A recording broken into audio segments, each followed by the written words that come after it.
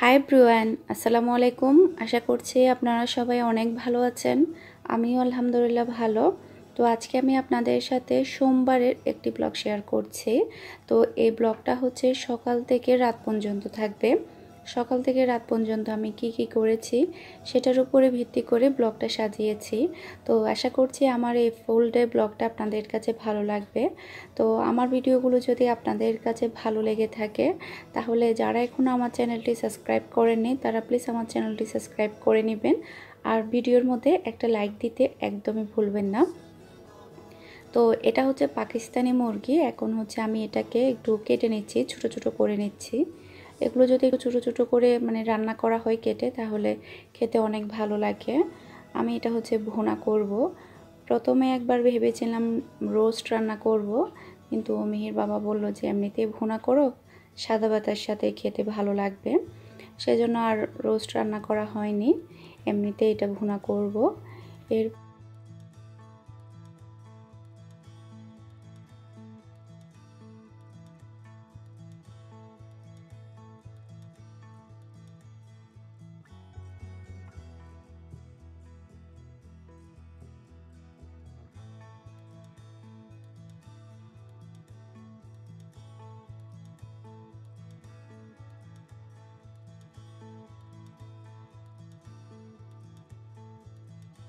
প্রথমেই হচ্ছে আমি মাংসটা বসিয়ে দিচ্ছি।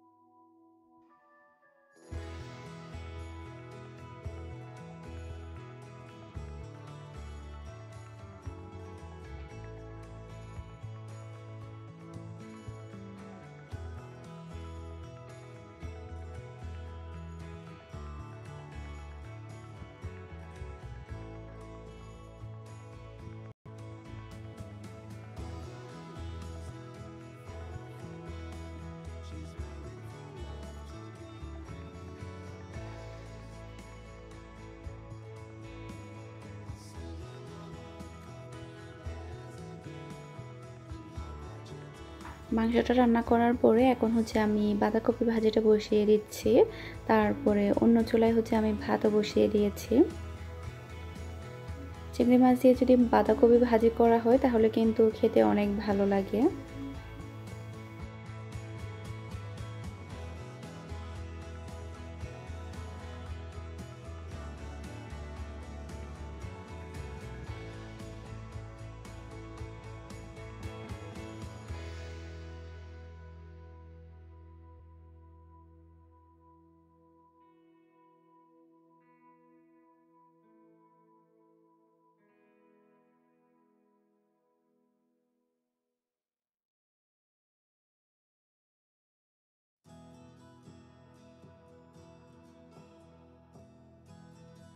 আমি হচ্ছে মেশিনের মধ্যে কিছু মিহির বাবার কাপড় দিয়েছি, বেশি না, জাস্ট কয়েকটা। তো সেগুলো হচ্ছে এখন আমি শুকাতে দিয়ে দিব।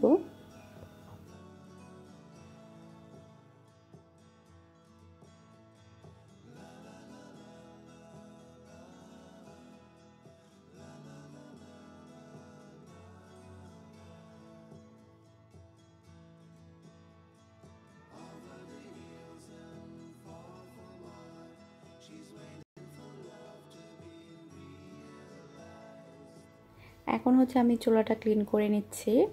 যখন আমার চুলা ক্লিন করা শেষ হলো তখন দেখি যে পানি আসছে না, লাইনের মনে হয় কোনো প্রবলেম হয়েছে, জানি না কখন আসবে, বলা যাচ্ছে না।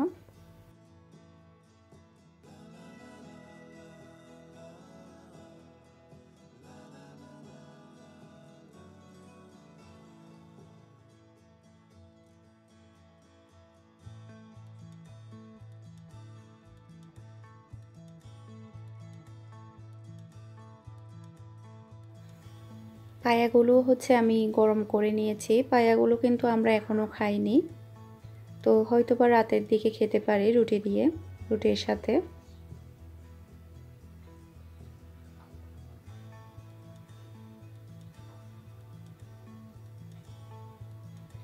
আর আমাকে হচ্ছে একটা আপু, মানে একটা কি দুইটা আপু মনে হয়, পায়ের রেসিপিটা দেখতে চেয়েছে। তো এটা আমি কুকিং চ্যানেলে আপলোড করব, তো চাইলে আপনারা সেখান থেকে দেখে নিতে পারেন।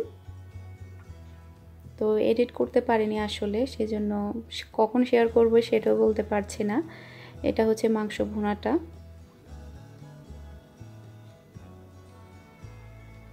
তারপরে এটা হচ্ছে বাঁধাকপি ভাজি, আর ওটা হচ্ছে ভাত। ভাত হচ্ছে রাতেরও অল্প আছে, সেজন্য এখন অল্পই রান্না করেছি। তো এই ছিল আমাদের দুপুরের খাবার মেনু সোমবারের। এখন হচ্ছে প্রায় সময় 6টা মতো বাজে। আমি হচ্ছে মেয়েকে প্রাইভেটে দিয়ে এসেছি। তো ওখান থেকে এসে দেখছি আমার যে বড় রুমটা আছে ওটার লকটা খুলছে না, দরজার মানে কোনো মতে কিন্তু খুলছে না। এখন বড় রুমে কিভাবে যাব? আমার তো বেডরুমের চেয়ে বড় রুমটাতে বেশি কাজ থাকে, কারণ ওই রুমের সাথেই হচ্ছে কিচেন। এখন কোনো মতে কিন্তু খুলছে না, আমি অনেক চেষ্টা করছি।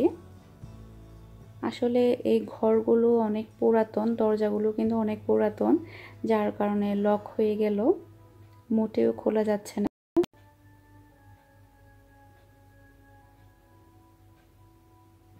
বাসায় তো মিহির বাবা নেই, ও তো অফিসে। তারপরে হচ্ছে আমার কোম্পানিরও কোনো লোকজন নেই, সবাই সাইডে। তো এরপরে হচ্ছে আমি কলকাতার ভাবিকে গিয়ে বললাম যে ভাবি আমার তো দরজা লক হয়ে গিয়েছে, দরজা তো খুলছে না। তো ভাবি আবার ভাইয়াকে পাঠালো। তো ভাইয়া মনে হয় এখন লকটা খুলে ফেলবে। তো ভাইয়াও চেষ্টা করেছে চাবিটা বের করার জন্য, চাবিটা মোটেও বের হচ্ছে না। তো ভাইয়া এখন চেষ্টা করছে এটা খুলে ফেলবে। আসলে পাশে যে একটা ফ্যামিলি থাকা কত যে জরুরি সেটাই হচ্ছে এটার প্রমাণ। কখন বিপদ আপদ আসে সেটা কিন্তু বলা যায় না, বলে কয়ে কিন্তু বিপদ আসে না। ভাইয়া অনেক চেষ্টা করেছে, প্রায় আধা ঘন্টার উপরে চেষ্টা করেছে দরজার লকটা খুলে ফেলার জন্য, কিন্তু উনি পারেনি। এখন হচ্ছে উনি চাবি মেকার আনতে গিয়েছে এটা ঠিক করার জন্য। ভাইয়া হচ্ছে চাবি মেকার নিয়ে এসেছে, এখন হচ্ছে চাবি মেকার লকটা ঠিক করছে। তো পুরাতনটা খুলে ফেলবে, নতুন করে একটা লক লাগানো হবে। উনি ছিল বলে কিন্তু তাড়াহুড়া করে গিয়ে চাবি মেকার নিয়ে আসলো। ভাইয়াকে অসংখ্য অসংখ্য ধন্যবাদ। আর এখন কিন্তু সন্ধ্যার পর হয়ে গিয়েছে, অন্ধকার হয়ে গিয়েছে, আপনারা হয়তো বা দেখে বুঝতে পারছেন।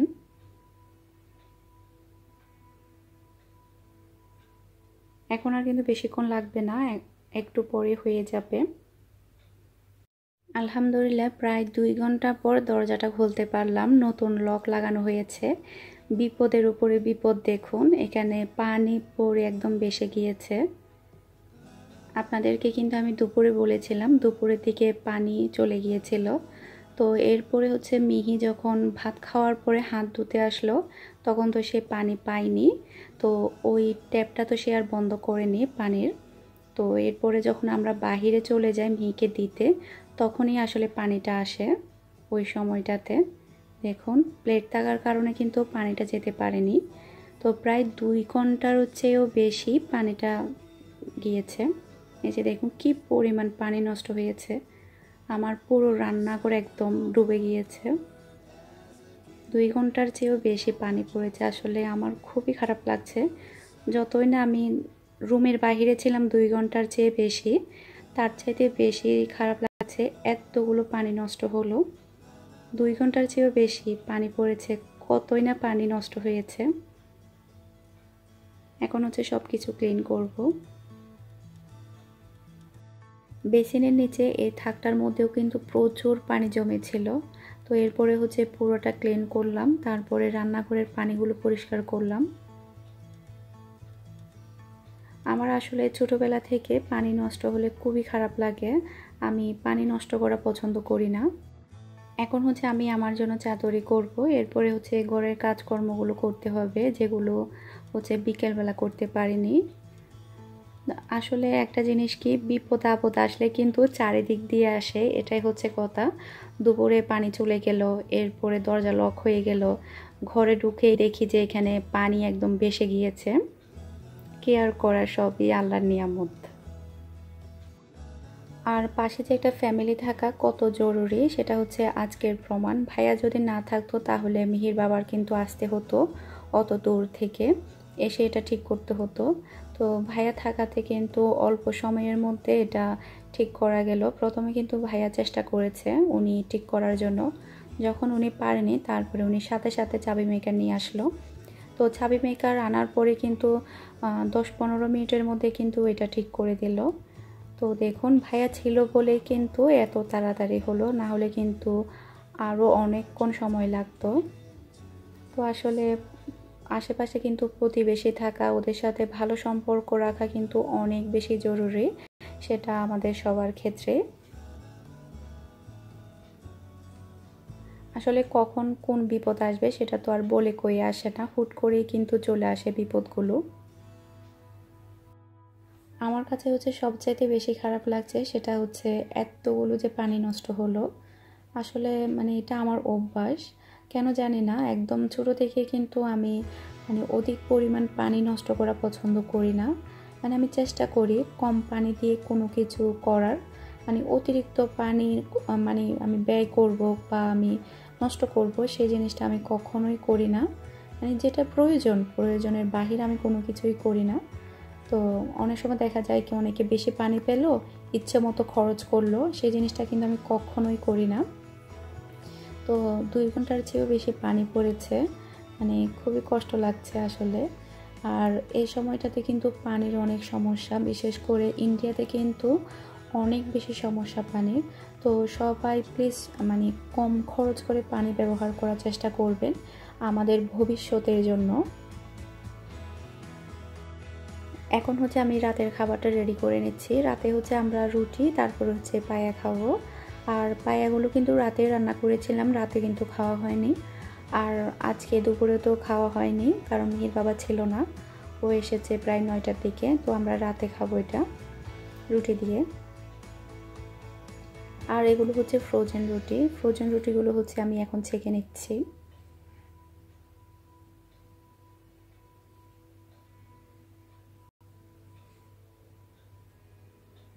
রুটিগুলো ছেঁকার পরে এখন হচ্ছে আমি বাটির মধ্যে পায়া নিয়ে নিচ্ছি।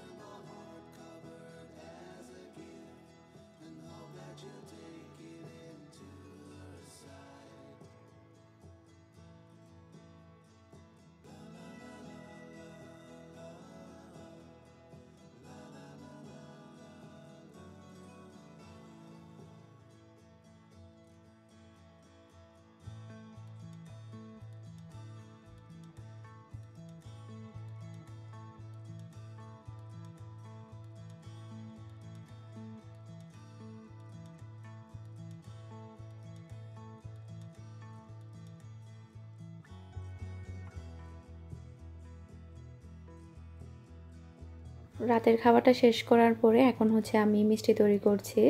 আসলে কয়েকদিন ধরে শুধু মিষ্টি তৈরি করতে ইচ্ছে করছে, জানি না মানে অনেক সময় কিন্তু আমার এটা হয়, কোনো একটা জিনিস ভালো লাগলে সব সময় শুধু তৈরি করতে ইচ্ছে করে। তো এটা হচ্ছে গুঁড়া দুধের মালাই চমচম। তো এই রেসিপিটা আমি আপনাদের সাথে শেয়ার করব কালকে কিংবা পরশু। এডিট করতে পারলেই, আসলে আমার এডিট করতে একটু সমস্যা হয়, সময় লাগে, সময় করে উঠতে পারি না ভিডিওটা এডিট করার জন্য। তো যারা দেখতে চান তারা আমাকে কমেন্ট করে জানাবেন যদি আপনারা গুঁড়া দুধের এই মালাই চমচম মিষ্টির রেসিপিটা দেখতে চান, তাহলে আমি আপনাদের সাথে খুব তাড়াতাড়ি শেয়ার করব। মালাই চমচম মিষ্টিটা তৈরি করে নিলাম। তো আমার আজকের এই ব্লগের ভিডিওটা আমি এখানেই শেষ করছি। আরও একটি নতুন ভিডিও নিয়ে হাজির হয়ে যাব। সে পর্যন্ত আপনারা সবাই ভালো থাকবেন, সাবধানে থাকবেন, আমার জন্য দোয়া করবেন যাতে করে সব সময় ভালো থাকি, কোনো বিপদ আপদ যাতে কোনো ক্ষতি করতে না পারে। তো আজকের মতো বিদায় নিচ্ছি। আল্লাহ হাফেজ।